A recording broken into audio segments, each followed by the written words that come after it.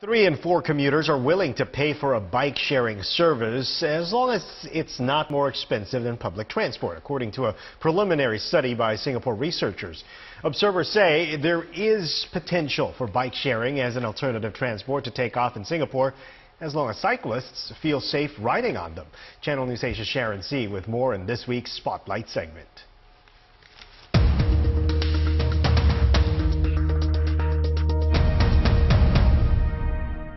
Isuda was a bike-sharing scheme started in the One North area in early 2012.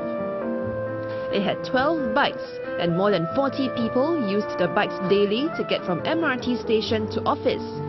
But the service ended its run a few months later. A lot of users tried for a couple of weeks and then they gave up. They reported to us that they feel it is too dangerous to ride on the road together with fast-moving cars. And if they try to use the pavement are too narrow. And especially during peak hour, there's a lot of people need to walk from the MRT station to their offices. So in that sense, it's neither practical on road nor on pavement. Recently, the Land Transport Authority called for proposals on how bike sharing can be implemented in Singapore, with the aim of wheeling out a pilot program by end 2015. Now, the announcement garnered largely positive responses, and observers say there is potential for bike sharing to take off this time. Researchers from Nanyang Technological University found that 3 in 4 commuters are willing to pay for bike-sharing services as long as they are not more expensive than public transport. They surveyed more than 300 people over 6 months at MRT stations during different times of the day, and at least 1 in 4 know what bike-sharing is. Yishun is one neighbourhood with a vibrant cycling culture, and its MP believes having proper infrastructure is key.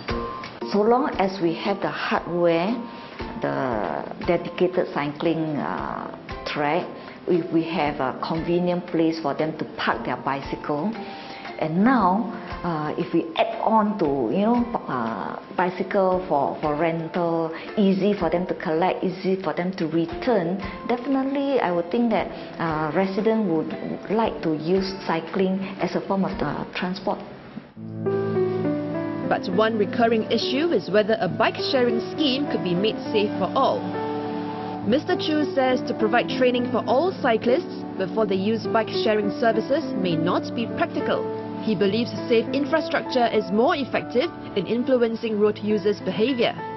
For example, the same driver, when you are driving along Buona Vista Road, you will drive at 50 or even 60 kilometers easily because the road is so straight and so wide. But suddenly you turn into Ayer Rajah area, and then the road suddenly becomes shorter and less conducive for speeding. Then you would automatically adjust your speed.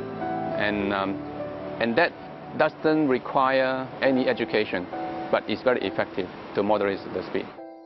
Mr. Chu said some roads can be narrowed by up to half a meter to discourage speeding, and this can have the added effect of providing space for cyclists to ride on roads.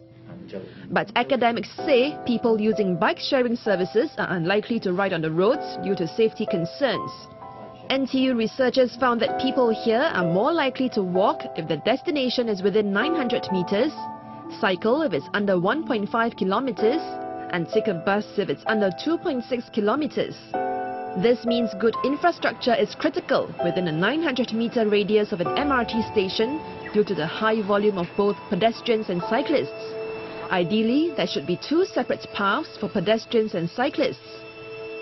They are moving at different speeds, so it's very efficient to have them on their respective channels.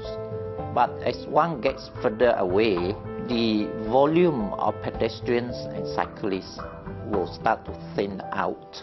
So under this situation, clearly it is sort of space efficient to combine them into one channel, a mixed stream, but on the widened pathways.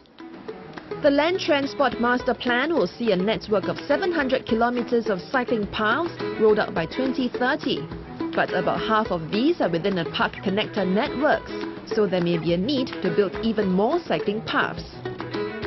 given the lane size that we have, it might be a bit unrealistic for us to expect that we superimpose another cycling network in addition to our current traffic network. But what we can do is we may want to consider to go along the existing major arterial road, such as the Commonwealth, such as the Downing Road, Bukit Timah, and such as the Upper Serangoon Road, and even including the Changi Road, to see whether we can align the cycling paths along these major arterials so that the cyclists can ride their bicycle in a safer and a more protected environment. Beyond investing in infrastructure, there's another cost element to consider: the bikes themselves and setting up enough docking stations to create a viable bike-sharing network.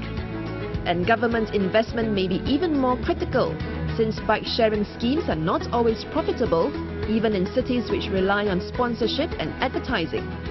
Looking at some overseas example of the bike sharing, and we can notice that in order to get the bike sharing to be accepted by the public, the government's effort must come in. That's simply because the bike sharing itself may not be a very profitable business. What we can do is probably we can try to learn from the bus direct contractings.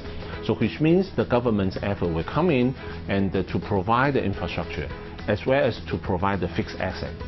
And in this case, that would be the bikes. Like the bus contracting model, observers say barriers to entry should be lowered to encourage interested operators to offer this service. They add that dedicated cycling infrastructure can bring a lot more value than its initial investment.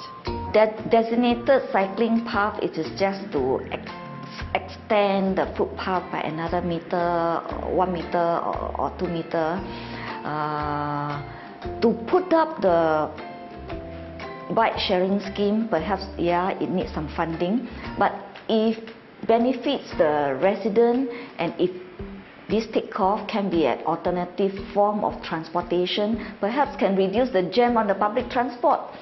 And also it is good form of exercise for residents. I would think that it is worth exploring, worth investing. Observers believe having the right infrastructure is the key challenge that will determine whether Singapore's bike-sharing plans will succeed or not.